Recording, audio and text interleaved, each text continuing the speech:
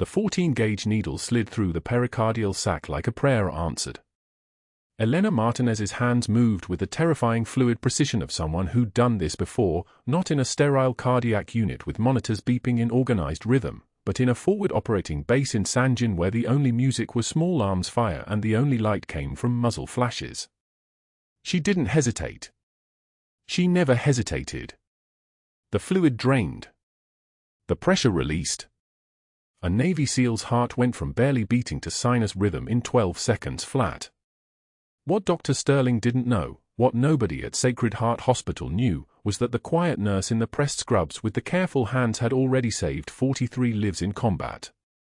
He had no idea she was standing in his hospital. He had no idea what she really was. The morning shift at Sacred Heart started at 6:45, which meant Elena arrived at 6:31. She always arrived 14 minutes early. Not 9, not 15, 14. Precision was habit. Precision kept people alive. The parking lot of the Savannah hospital stretched out under a low gray sky that threatened rain, and she moved through it like she was moving through a minefield, hyper-aware of every exit, every shadow, every person in her peripheral vision. Muscle memory. You never lost it. After 12 years in the Navy, after 3 tours in the Helmand province, after carrying wounded men through dust storms and firefights, you learn to read a room the way other people read menus. The parking lot was empty except for the night shift skeleton crew heading home, their shoulders hunched, their eyes already checked out. Elena's shoulders never hunched. Her eyes never checked out. She clipped her badge to her scrub pocket, the metallic snap echoed in the pre-dawn quiet like a round chambering into a rifle, and pushed through the main entrance. The automatic doors wheezed open like a ventilator cycling air, and the hospital smell hit her, antiseptic and floor cleaner and something underneath that, something that smelled like fear mixed with hope, the way all hospitals smelled. After 6 years at Sacred Heart, Elena still paused for half a second when she walked through those doors. Still remembered the smell of blood in Sanjin, which was different. Thicker. More honest. The cardiac unit was on the 3rd floor, and she took the stairs instead of the elevator. Always the stairs. Elevators were traps. The emergency stairwell had concrete walls and 2 exits and a clear sight line to the landing below. Her boots, the new ones, the standard hospital shoes, not the worn ones wrapped in plastic in her locker, clicked against the metal steps in a rhythm that only she could hear. 1, 2, 3, 4. Exactly 4 clicks per landing.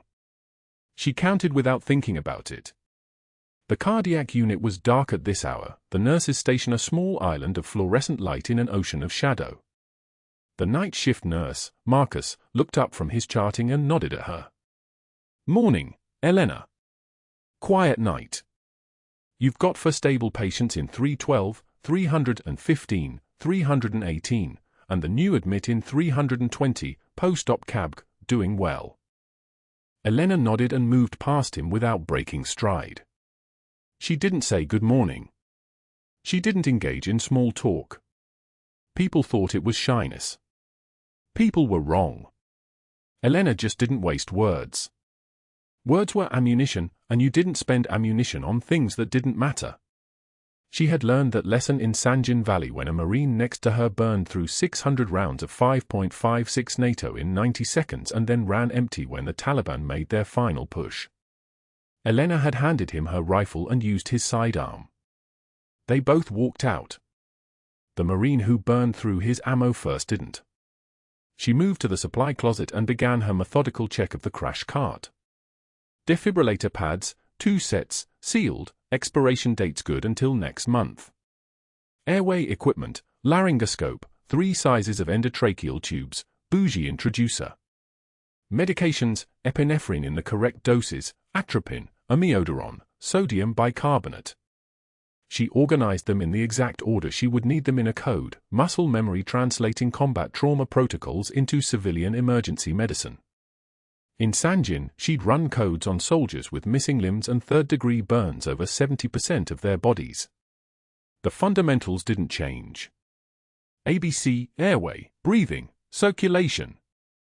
The only difference was the equipment was cleaner here. The blood usually came out of the plastic. She checked the ventilator next. The hiss of air escaping from the seal confirmed proper function. The monitors showed their baseline rhythms, the reassuring beep-beep-beep of patients sleeping unaware that their lives depended on machines and the competence of people like Elena. Most people, most nurses, saw the equipment as their responsibility. Elena saw the people. She saw the families that would get phone calls. She saw the widows and the orphans and the parents who'd have to bury their children. That was why the checks took 7 seconds exactly. Because 7 seconds meant nothing would slip through.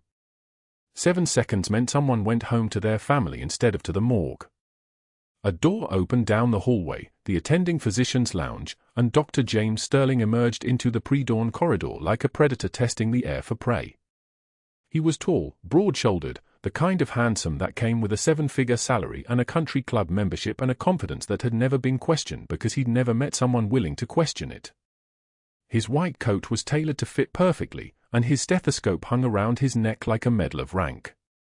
He saw Elena bent over the crash cart, her hands moving with mechanical precision, checking the airway equipment one final time.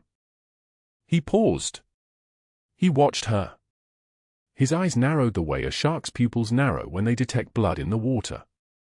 Dr. Sterling had been at Sacred Heart for 18 years. He'd built the cardiac program from nothing into one of the best in the Southeast.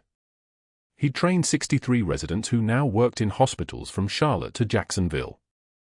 He'd published 42 papers in peer-reviewed journals. He'd never lost a patient on his table, a fact he mentioned in every Grand Rounds presentation and every interview and every conversation about why he should be made chief of surgery. What he had lost, what gnawed at him like a slow leak in a tire, was the unquestioned authority he'd once held.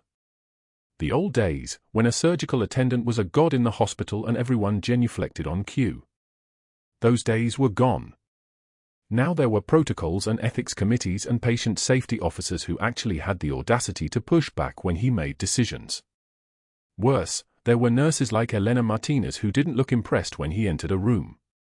She stood up from the crash cart without acknowledging his presence. Not rudely. Just neutrally. The way you acknowledge a piece of furniture moving through space. This infuriated him more than direct defiance would have, because defiance gave him something to work with. This professional competence, this absence of fear or deference, this was a void he couldn't fill with authority. He had watched her for 6 years. Had seen her move through codes with a calm that he recognized because he'd cultivated it in himself, that particular brand of surgical detachment where the body becomes a problem to solve and the personality of the patient becomes irrelevant. She moved through patient interactions the same way, kind but distant, present but never quite there, as if some part of her was always somewhere else. She'd worked for him directly on rounds 3 times a year, and she'd never pushed back on a single order. Never questioned his judgment. Never even suggested an alternative approach. She just did exactly what he asked, exactly as he asked it, and then moved on. And yet, he'd heard the residents talking. Had overheard them in the locker room saying things like, "Elena's the only one who actually knows how to intubate through scar tissue, and I watched her get a central line in a patient with a pneumothorax, she predicted it before it happened." Heard them saying, in voices that carried a note of something that wasn't quite respect but wasn't quite or either, something that suggested they'd learned more from watching her than from attending his lectures. This was unacceptable. Elena moved past him toward the patient rooms, a chart already in her hand. She'd pulled it before he'd even arrived. She moved through the hallway with her shoulders back and her eyes focused forward, the posture of someone with a job to do and no time for distractions. She was wearing scrubs that had been washed so many times they were soft, barely navy blue anymore, almost gray from use. Her dark hair was pulled back in a braid so tight it looked like it hurt. A scar ran down the left side of her neck, unusual enough that it made people stare, but she never acknowledged it. Just kept the scar visible, like she was daring someone to comment on it. Sterling followed her. Not immediately, that would be obvious, but 30 seconds later, enough time to make it seem coincidental. He caught up to her outside patient room 312, where she was checking the monitors on an elderly man post-operative from a valve replacement. The patient was sleeping, his chest rising and falling in the reassuring rhythm of a successful surgery. Elena's hand moved to adjust the oxygen flow, reading the vital signs the way a musician reads a score.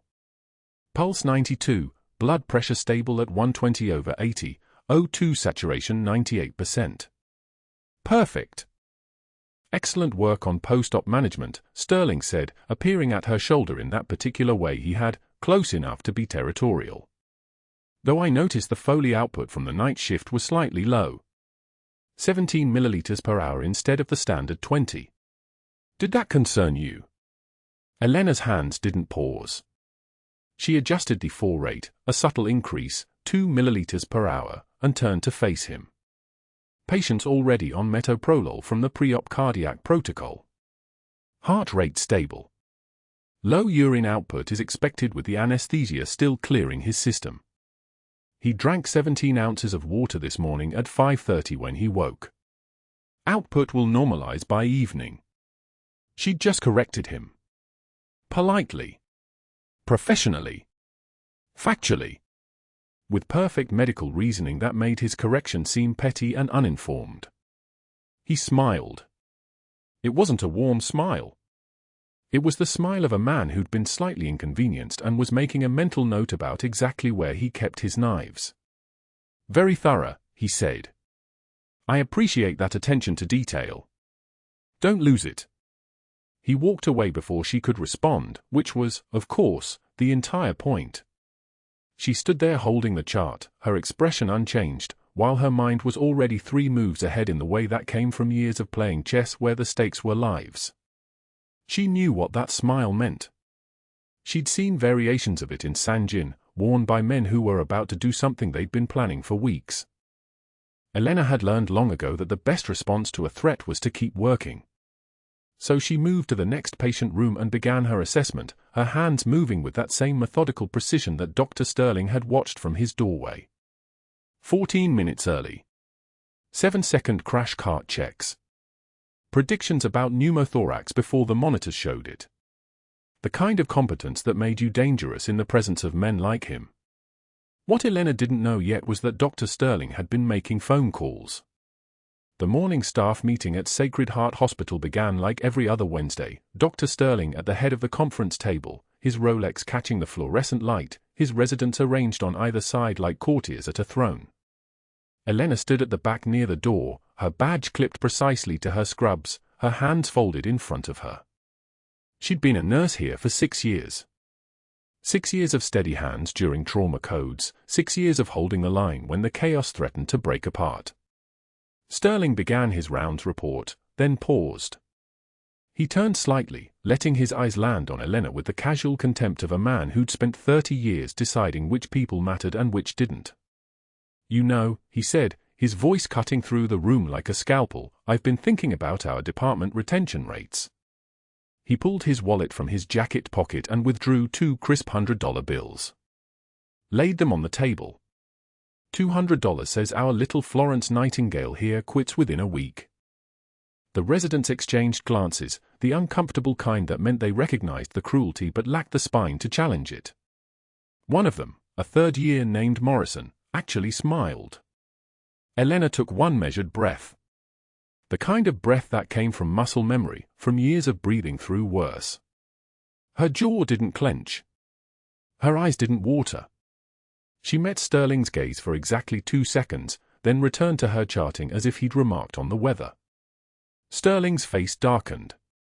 He'd expected something, tears, maybe, or a trembling voice, or the satisfaction of watching her fold. What he got instead was her absolute absence of reaction. That bothered him more than any argument could have. But that wasn't the worst part. That was just the beginning. The next afternoon, Elena pushed through the cafeteria doors with her lunch tray, a salad, black coffee, and apple she'd peeled that morning at 5 a.m. The physician's table occupied the best corner, the one with the window facing the river. Sterling sat there with 4 of his residents, his own lunch barely touched, because men like Sterling ate for sustenance, not pleasure. His appetite came from power. Elena navigated between tables, her path taking her past his position. She wasn't avoiding him. She wasn't seeking him out. She was simply moving through the space where she worked, the space where she'd earned her place through competence and steadiness. Sterling extended his right foot into her path. The tray hit the floor with a sound like breaking glass and water. Soup splashed across the tile in a spreading stain, the apple rolled under a neighboring table, the coffee cup shattered into 3 clean pieces. The laughter started immediately, not from all the residents, but from enough of them that the sound filled the cafeteria and made people look. Elena knelt. Not in shame. Not in defeat. She knelt like a soldier conducting a tactical assessment, her movements economical and precise. She gathered the broken ceramic carefully, aware that Sterling was standing above her now, watching, waiting for some sign of the breaking point he was determined to manufacture. She took another measured breath. The kind that tasted like copper from old scars, like the dust of Sanjin, like the weight of keeping people alive when everything around you was trying to kill them. She stood, carrying the broken pieces, walked to the trash, and disposed of them. Then she left the cafeteria without looking back. Sterling watched her go. His jaw was tight. His hands had clenched into fists. She hadn't cried. She hadn't even looked wounded. That was the problem. He'd expected the performance of devastation, and she'd simply continued existing. 3 days later, the break room erupted into chaos during the code review. A patient chart lay on the table, routine post-operative assessment, nothing remarkable. Sterling held another one in his hand, and as Elena entered through the door, he turned and hurled it toward the floor directly at her feet. Papers scattered like white leaves. The sound was sharp and deliberate. "Pick that up, sweetheart," Sterling said. His voice carried the particular venom of a man who'd convinced himself that condescension was wit. Nurses handle the paperwork. Doctors handle the thinking. The break room went silent. 3 other nurses stood frozen. A resident stared at his phone screen as if it might transport him elsewhere. Elena looked at the scattered papers. Then at Sterling. Then she did something that made him understand, for the first time, that he'd miscalculated her entirely. A single tear escaped. Just one. It traced down her left cheek like a drop of rain on glass. She didn't try to hide it. She didn't apologize for it. She watched Sterling's expression shift, satisfaction blooming because he thought he'd finally cracked her.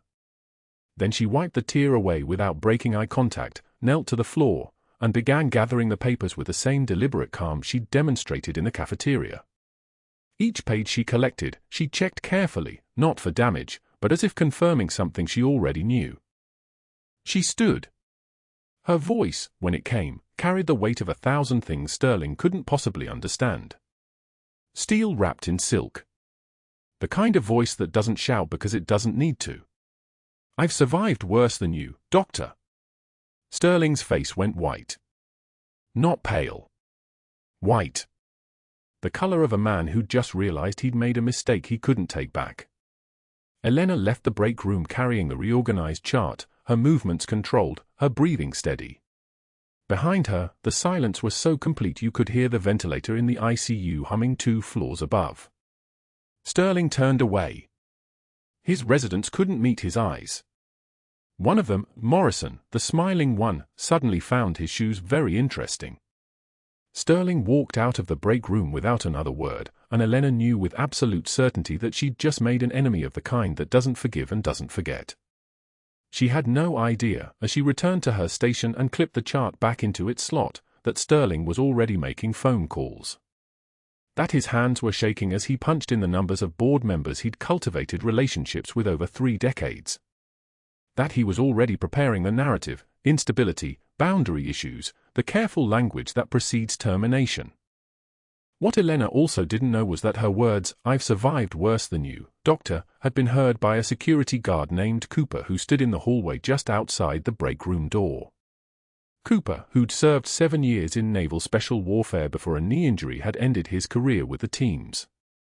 Cooper, whose left arm bore a name tattooed in military script, Elena Martinez. Cooper's eyes had widened. His hand had moved unconsciously to touch that name, the one he'd carried on his skin for 12 years, the name of the medic who dragged him from a firefight in Sanjin Valley with her body shielding his, whose hands had held his intestines in place while the helicopter descended, whose voice had been the last thing he heard before the morphine took him under. He'd never seen her face clearly. Dust. Blood. The chaos of a combat extraction. But he recognized the composure. The precision of movement. The particular way she breathed through crisis. Cooper watched Elena walk past him toward the cardiac unit, her face composed, her step steady, and he understood that the quiet nurse in scrubs was someone Sterling should never have threatened. The universe was about to teach Sterling a lesson about assumptions. But first, it would need a crisis. The seal went down like someone had cut his strings. 1 second he was standing at Cooper's bedside in the cardiac unit, hand on his friend's shoulder, talking about leave time and his daughter's soccer tournament. The next second his hand went to his chest, his face went grey, and he hit the linoleum hard enough that the sound echoed down the hallway, that hollow thud of a body with all the air knocked out of it. Elena was 4 rooms away. She heard the noise. She was moving before anyone else had processed what the sound meant. The seal was gasping. Not breathing. Gasping like a fish on a dock, mouth open, eyes wide, his body rigid with the kind of panic that only comes when your lungs are telling your brain there is no air left in the world. His name was Marcus Webb. He was 34 years old. He had the tattoo on his left arm, her name, the letters slightly faded by 7 years of sun and salt water, though his eyes had never seen her face clearly through the dust and blood of Sanjin. Dr. Sterling was 3 rooms away. He heard the code call go out and kept reviewing charts. Elena knelt beside Marcus Webb and felt the answer before she saw it. One hand on his sternum, rigid, hard as concrete, no give at all. The other hand finding his neck, no carotid pulse, the jugular veins distended like rope, his face flushing deep purple as blood backed up in his head with nowhere to go. Tension pneumothorax, her mind said in the voice of every field medic she'd trained within Helmand Province. The lung had collapsed. Air was trapped in the space between the lung and the chest wall, and with every breath he tried to take, the pressure built higher, pushing harder against his heart, compressing it until it couldn't beat. And that compression was now squeezing the pericardium, the fluid sac around the heart, faster than it could drain. Cardiac tamponade. The heart suffocating inside its own case. She had 90 seconds. Call for a crash cart, Elena said. Her voice was level. She was already moving, already finding the crash cart herself, already locating a spinal needle, 18 gauge, long enough to reach the pericardial sac through the 4th intercostal space at the mid-axillary line. Her hands were steady as she grabbed a 10 milliliter syringe, already knowing she would need it, already knowing what she would find when the needle went in. Dr. Sterling appeared in the doorway then, his face arranged in the expression of a man who had walked into someone else's crisis and found it beneath him. He opened his mouth, closed it, then walked backward out of the room as if the whole scene might be contagious. Elena swabbed the injection site with antiseptic, the sharp smell of betadine filling her nostrils, a smell that had become muscle memory, a sensory trigger that transformed her into something other than a nurse. The needle went in below the 4th rib, angled upward toward the left shoulder, the way she had been taught by a field surgeon named Morrison who had trained her on a body bag full of sand in a tent outside Kandahar airfield. The syringe was connected to the needle. Her left hand steady. Her right hand pulling back on the plunger. Blood. Dark, deoxygenated blood, the color of old rust, filling the syringe barrel. She withdrew 40 milliliters of fluid in 3 smooth pulls. The hiss of pressurized air escaping from around the needle. The immediate, visible change in Marcus Webb's face as the pressure released, his jaw unclenching, his face color shifting from purple back to gray, his body going from rigid to simply unconscious. Get him on the monitor, Elena said. Continuous oxygen, 2 large bore 4s, type and cross for 4 units. Move. The resident who had been standing frozen in the corner moved. The heart monitor came to life, and there it was, the rhythm that meant life was still possible. Sinus tachycardia. Fast, but regular. 130 beats per minute, but organized, coordinated, the electrical system of his heart firing again now that the physical pressure had released. "Someone get thoracics down here," Elena said. "This man needs a chest tube. Now." No one questioned her. No one asked her credentials or her scope of practice. They moved because her voice had the unmistakable quality of someone who had spent years giving orders in situations where the wrong choice meant body bags. Elena's hands were already finding fresh gauze, already taping the needle in place to prevent movement, already ensuring the syringe stayed secure against the patient's chest. Her mind was already 3 steps ahead: fluid reaccumulation, the need for monitoring, the surgical team that would need to place a proper chest tube to prevent this from happening again in the next hour. She stepped back from the bed, took a measured breath, looked at the resident who was fumbling with the oxygen tubing and nodded once, sharply, the way a senior non-commissioned officer nods at a junior soldier who has just followed an order correctly. "Good. Keep him on high flow until his O2 sat climbs above 95. The vital signs monitor showed the answer: oxygen saturation 68 when she'd arrived. Now it was climbing. 72. 78. 84. By the time thoracic surgery arrived 12 minutes later, Marcus Webb was at 91 and breathing on his own, unconscious but stable, his heartbeat organized and strong. Dr. Sterling did not appear to observe the outcome. He was already in the Chief of Medicine's office. His voice was controlled, surgical, the way he sounded when he was describing a patient's pathology to a room full of residents. She performed a procedure outside her scope of practice. An invasive procedure. Without supervision. "This is a liability nightmare for the institution," he said, and his hands were steady as he placed his palms flat on the desk, a gesture designed to communicate certainty, control, authority that could not be questioned.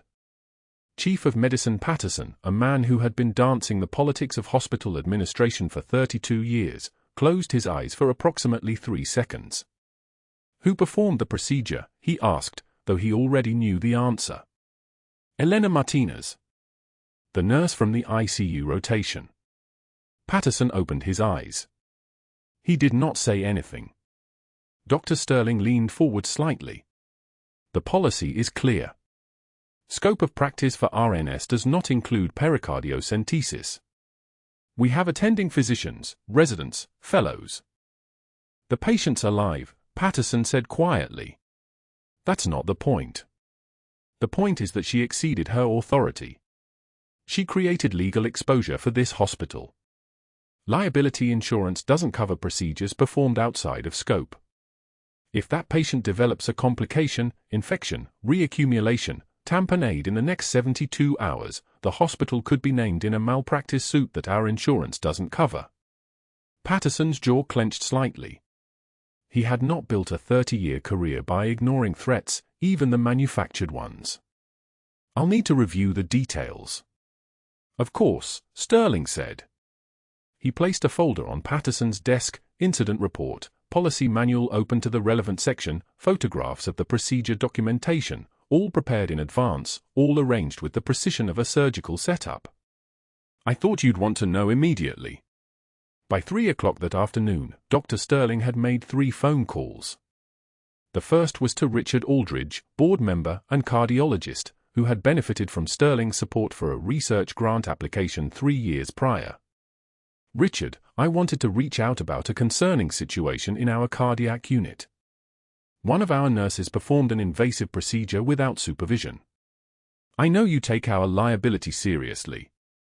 The second was to the nursing director at the hospital where Elena had worked 8 years prior. "This is Sterling at Sacred Heart in Savannah. I'm calling about a nurse who worked with you, Elena Martinez. I'm considering her for a position here, and I wanted to ask about any concerns regarding her, specifically around whether she ever overstepped her training or had boundary issues with protocols." The nursing director at that hospital had retired 5 years ago, but her replacement remembered the file.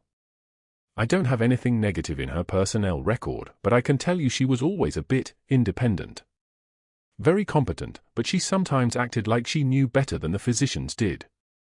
"Thank you, that's helpful context," Sterling said, and made a note in a document he was building. The third call was to a healthcare compliance consultant named Marion Vex, who specialized in scope of practice violations and had testified against hospitals in depositions. "Marion, I have a situation I'd like to consult on."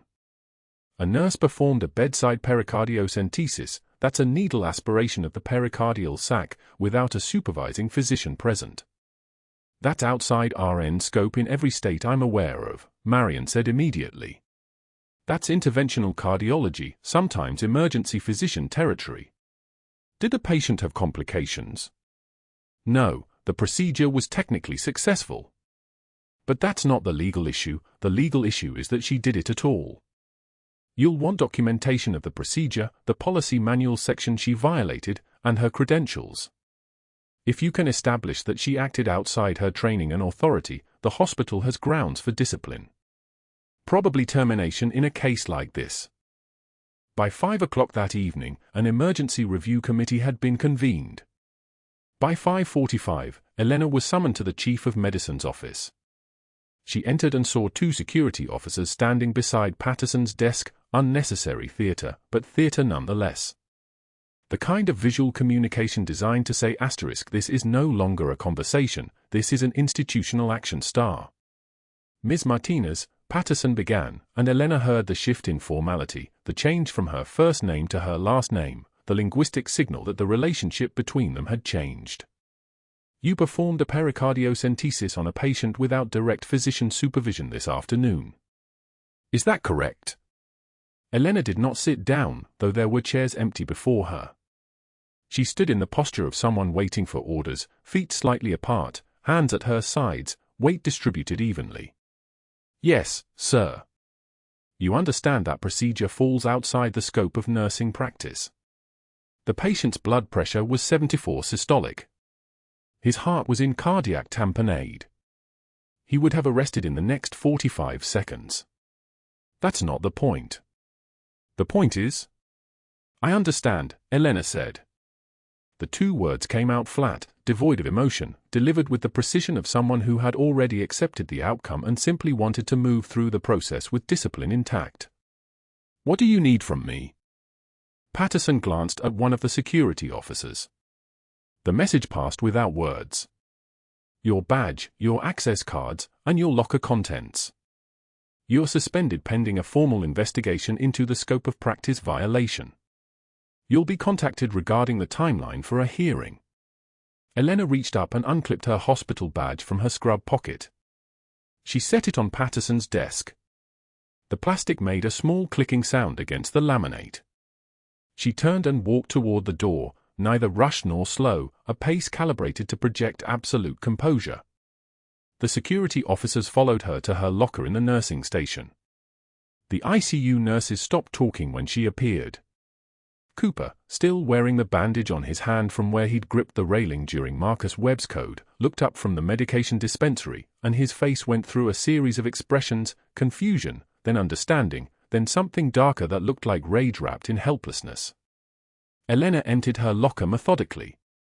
Scrubs. A coffee mug from a deployment to Kandahar, the handle cracked but functional. A photograph of her daughter Stella taken 2 months ago, age 10, smiling with her mother's eyes and her father's laugh, a father she had chosen not to tell because the secret was bigger than one person. The uniform she had worn under her civilian scrubs for the first time in 8 years, the Navy working uniform Type 2, the blue camouflage pattern, the insignia of Senior Chief Petty Officer, the rank she was forbidden to wear outside the classified boundaries of her former life. And in the back, wrapped in an old hospital blanket, the pair of worn desert combat boots she had carried out of Sanjin in 2016, the soles separated from the leather in 3 places, the laces tied with the kind of knots that didn't come undone. She had never explained them to anyone. They had simply existed in her locker like a secret sleeping in the dark. She placed all of it into the cardboard box a security officer held for her. The boots went in last. She carried the box through the lobby at 6:15 in the evening, past the waiting room where families sat in vinyl chairs, past the reception desk where she had signed in every morning for 6 years, past the sliding glass doors that hissed open with a pneumatic sound like air escaping from somewhere pressurized. The parking lot was beginning to fill with the car lights of the evening shift arriving. Elena placed the box in the passenger seat of her 2012 Subaru Outback, got in the driver's seat, and sat for approximately 2 minutes without moving. Her hands gripped the steering wheel. Her breathing remained steady. Her eyes remained dry. She drove home in silence. She would not brake until she was alone. Within 2 hours of Lieutenant Commander Hayes stabilizing on the cardiac monitor, Dr. Sterling walked into the Chief of Medicine's office without knocking. His voice was controlled, which made it worse. Controlled meant calculated. Controlled meant he'd already planned 3 moves ahead. Elena Martinez performed an invasive procedure, Sterling said, closing the door behind him. Pericardiocentesis. With a spinal needle. She's a bedside nurse, not a cardiologist. Chief Donovan looked up from his desk. She saved his life. She violated scope of practice, Sterling continued, his tone like a blade wrapped in silk. We have liability exposure. We have accreditation risk. We have a legal obligation to investigate. Sterling didn't raise his voice. He didn't need to. His power wasn't in volume, it was in the 3 phone calls he made that afternoon to board members who owed him favors. It was in the email he sent to Elena's nursing school references, mentioning concerning patterns of instability and boundary violations. It was in the outside investigators he contracted before sunset, their audits laser-focused on finding any discrepancy in Elena's patient documentation that could justify her termination. The machinery of institutional power moved silently and with terrifying efficiency. By 4:06 p.m., Elena received a message to report to Human Resources. She knew what was coming. She'd seen enough military bureaucracy to recognize the architecture of a takedown that had already been decided. The meeting lasted 17 minutes. 2 administrators. 1 HR officer. A folder thick enough to contain lies constructed with meticulous care. Performing procedures outside your scope, the HR officer said, reading from a script Sterling had likely written. Patient safety concern. Immediate termination. You'll need to surrender your badge and clear your locker. Elena didn't argue. Didn't defend. Defense required a voice, and she'd learned long ago that speaking during your own execution only prolonged it. She nodded once and stood. The security guard, not Cooper, a younger man who looked uncomfortable, walked her to her locker. Her hands moved through the mechanics of closure, scrubs folded into a cardboard box, name badge placed on top, personal items gathered. At the very back of the locker, beneath her shoes, she found the pair of worn combat boots she'd hidden there on her first day.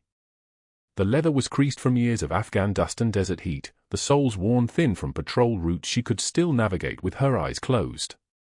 She placed them in the box, and something in her chest cracked just slightly. "I'm sorry," the guard said quietly. Elena didn't respond. Some things didn't deserve words. She drove home in silence, her hand steady on the wheel even though the world had tilted. She didn't cry. She didn't call anyone. She pulled into her driveway in Savannah at 6:23 p.m., walked into her kitchen, and sat down at the table with the same exhaustion she'd felt in Sanjin after 72-hour rotations, except this time there were no more missions coming. No extraction. No extraction because she wasn't supposed to exist anymore. The cardboard box sat by the door, unopened. 3 days passed like this. Tuesday afternoon. 2:07 p.m. Elena sat at her kitchen table with unemployment paperwork spread across the surface like a puzzle with no solution. The savings account that was supposed to last 6 months might stretch to 3 if she stopped eating actual food and survived on the anxiety that had become her primary diet. She'd applied to 4 hospitals in the greater Savannah area. 2 had sent rejection emails within hours. Sterling's network was efficient, his reputation apparently preceding her like a stain that wouldn't wash out. The house was quiet in a way that made sound hurt. Then the front door opened, and Sophia's backpack came through first, her 10-year-old frame following, her dark eyes, Elena's eyes, scanning the kitchen and finding her mother at the table at 2 o'clock on a Tuesday afternoon. "Mama, why are you home early?" The question was innocent. Confused. Sophia's voice had that small quality that children use when their world hasn't yet collapsed and they're genuinely bewildered that the architecture of their days has shifted. She set her backpack down slowly, her serious face, Elena's face, trying to understand. Elena felt something break inside her chest, a sound like ice fracturing on a lake, a sound like the moment you realize you've lost something you can never recover. The composure she'd maintained for 72 hours shattered like glass. "They changed my schedule," Elena heard herself say, and the lie tasted like copper. "It's okay, Meadow." But Sophia was smart. Sophia could see the box by the door. Sophia could see the papers on the table. Sophia could see her mother's eyes were red at the rims, that her hands were trembling, actually trembling, the first involuntary movement Elena had permitted her body in 3 days. "Did you get fired?" Sophia asked. Elena couldn't answer. She pulled her daughter into her arms and held her like if she squeezed hard enough she could stop time from moving forward, could stop this day from being real. Sophia started crying because her mother was crying, not fully understanding what wrong had been committed but understanding with the ancient wisdom of children that something had broken. That night, after Sophia was in bed, Elena opened the cardboard box. The combat boots sat at the bottom, beneath the scrubs, beneath the accumulation of 6 years at Sacred Heart. She took them out and placed them on the kitchen counter. They were battered. Creased. The leather had faded from the tan of the Afghan summer to something paler, the color of forgotten things. She stared at them for 20 minutes without moving, remembering Sanjin in 2012, remembering the weight of Corporal Marcus Chen on her shoulders as she ran toward the extraction helicopter with his blood soaking through her uniform. Remembering Senior Chief Whitmore saying her name like a prayer as they lifted him into the bird. Remembering the moment the Navy called her into an office and told her that Operation Silent Griffin was classified, that her service record was being sealed, that she needed to disappear into the civilian world because what had happened in that valley couldn't exist on any official document. She'd spent 10 years disappearing. And they'd found her anyway, just in time to take her down. Sophia appeared in the kitchen doorway in her pajamas, her small face serious and afraid. "Mama, are we going to be okay?" Elena took one measured breath. The kind of breath she'd learned to take in Sanjin when the world was exploding around her. The kind of breath that meant you moved forward because stopping wasn't an option.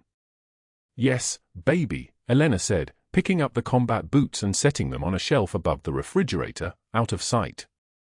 "We're going to be okay." She didn't know if it was true. But it was the only thing she could say that wouldn't break her daughter. For days after her termination, Elena's phone rang at 9:14 a.m. The hospital's main line. For a moment, she didn't answer, didn't want to hear whatever administrative task they'd forgotten to process. Then she picked up. "Ms. Martinez, this is Dr. Donovan at Sacred Heart." His voice was careful, weighted. "We have an emergency situation. A trauma patient who's refusing treatment. He's asking for you specifically. Would you be able to come in?" Elena almost laughed. Almost hung up. Instead, she asked one question: why would he ask for me? "We're not sure," Dr. Donovan said. "But he's been saying a name in Pashto. When our translators got involved, we understood it as a reference to Sanjin. And a woman. An American woman. Who saved his brother." The silence that followed lasted exactly 3 seconds. The silence that followed lasted exactly 3 seconds. Then the radio crackled. Not the hospital overhead system, a military frequency, encrypted, official. A voice cut through, Angel 6, confirm visual on Senior Chief Martinez. ETA 7 minutes. Elena's hands went steady. Not from fear. From muscle memory, the kind that comes from surviving things that don't appear in nursing school textbooks. The Afghan man in the trauma bay was trying to sit up, his gunshot wound freshly packed, his eyes locked on Elena with the intensity of someone staring at a ghost. His brother's ghost, specifically. The brother she'd treated during a ceasefire in Sanjin, 2011, in a cave that smelled like diesel exhaust and desperation and blood that wouldn't wash off. The brother she'd saved with hands that knew exactly where the femoral artery ran. The brother who died anyway when Sterling air strike took out half the compound 2 hours later. That's her, the Afghan man whispered in Pashto to the translator, his voice cracking like old leather. The American medic. The one who held my brother's hand while we waited for the helicopter. She's real. She's here. Elena didn't move. Didn't confirm. Didn't deny. The composure held, the one she'd built in a desert that had no mercy and demanded perfect control or you broke like cheap glass. Sophia pushed through the lobby doors, still wearing her school uniform, her science project tucked under one arm. The chaos of the trauma bay had filtered out to the waiting area, hospital staff hovering with the confused energy of people who sensed something massive was about to drop but couldn't quite name it. The news crews were already setting up cameras outside. Someone had called them. Someone always called them. A Marine colonel in dress uniform walked through the main entrance with the kind of authority that made the hospital's chief of medicine straighten his spine involuntarily. Behind him, 2 more officers. Their faces weren't curious. They were official. The colonel's eyes found Elena across the lobby, visible through the half-glass door of the trauma bay. He crossed the distance in 7 strides. His posture snapped to attention not as a gesture of respect but as an acknowledgement of rank, the kind of movement that only happened in the presence of someone whose authority transcended the civilian world. Senior Chief Petty Officer Martinez, he said. Not a question. A statement. An announcement. His voice carried through the lobby like a trumpet call. Sophia's head whipped around. She stared at her mother, the woman who packed lunches, who helped with homework, who cried at movies about dogs. The woman was now something else entirely, something the colonel's posture suggested was legendary enough to require military protocol. Elena stepped out of the trauma bay. Her scrubs were streaked with the Afghan man's blood. Her badge, the civilian badge, hung at her chest. For 12 years, that badge had been her armor. For 3 days, it had been enough to destroy her. For the next 7 minutes, it would be evidence of something people in this hospital still didn't understand. A Pentagon liaison approached, a woman in a charcoal suit who moved with the precision of someone who'd worked in classified spaces. In her hands was a file folder, thick enough to contain years. She opened it without preamble and held up the first page. Elena's name. Her real name. Below it, service record, declassified, selective, Operation Sanjin Valley, 2009 to 2012, 847 hours combat trauma support, classification level secret / no phone. The numbers were precise. The damage was comprehensive. Your service record has been partially declassified, the liaison said. Sections remain classified at the request of JSOC. The Admiral wants you to understand the scope of what you did. The SEAL commander arrived in a security detail of 4, Lieutenant Commander Hayes, recovered enough to move without a ventilator, his chest wrapped beneath dress blues. Behind him, another 4 operators in civilian clothes that somehow screamed special operations the way only people trained to kill at distance can manage. Hayes approached Elena, and the lobby went absolutely silent. Not the quiet of a hospital hallway. The silence of a room holding its breath. Senior Chief Petty Officer Elena Martinez, Hayes said, and his voice carried the weight of someone speaking from the edge of death. You held a classified security clearance for 12 years. You completed 847 combat trauma interventions. You received commendation for medical care under fire in excess of protocol requirements. He paused. The silence deepened. Bronze Star with Valor, he continued, and nodded to the Admiral who emerged from the hallway. Rear Admiral Covington moved like a man who'd ordered thousands of decisions and lived with all of them. 2 stars on his shoulder. Eyes that had seen wars end and not believed they were over. Bronze Star with Valor, Covington repeated, as if the words needed weight. They did. Purple Heart. Another pause. The hospital staff weren't moving now. One of the nurses had her hand over her mouth. Navy Cross. The Navy Cross. The 3rd highest military decoration. The one they gave to people who'd done things that required accepting death as a possibility and continuing anyway. You earned these, Covington said, in service to this nation, classified under parameters you accepted without question. You saved lives in circumstances that still cannot be fully disclosed.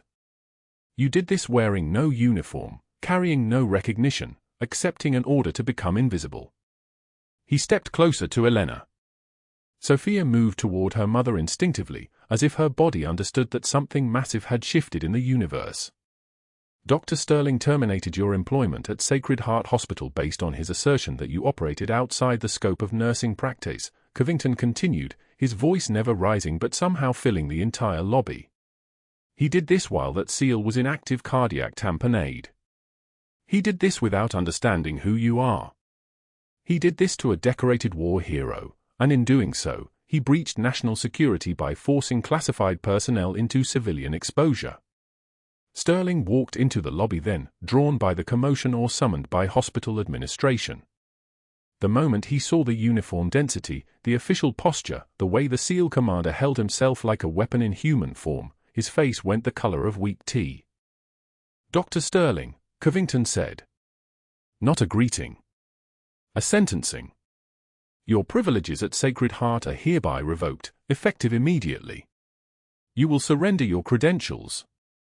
You will cooperate with a federal investigation into your conduct. You will not practice medicine in the state of Georgia pending outcome of that investigation. I was enforcing hospital policy, Sterling tried, his voice thin as paper. She performed procedures. She performed her job at the highest level of competence, the chief of medicine interrupted, and even he seemed surprised at himself. Dr. Sterling, effective this moment, your privileges are revoked. Security was already moving, not hospital security. Federal agents in unmarked suits. They escorted Sterling from the building with the efficiency of people who'd rehearsed it. The lobby doors closed behind him, and the cameras outside caught every frame. Elena stood motionless in the center of the lobby, still wearing blood-stained scrubs, her civilian name and her real rank now existing in the same space for the first time in 12 years. There's a position at the VA hospital in Savannah, Covington said. Director of Trauma Services. Your choice whether you take it. But you take it as Elena Martinez, Senior Chief Petty Officer, United States Navy.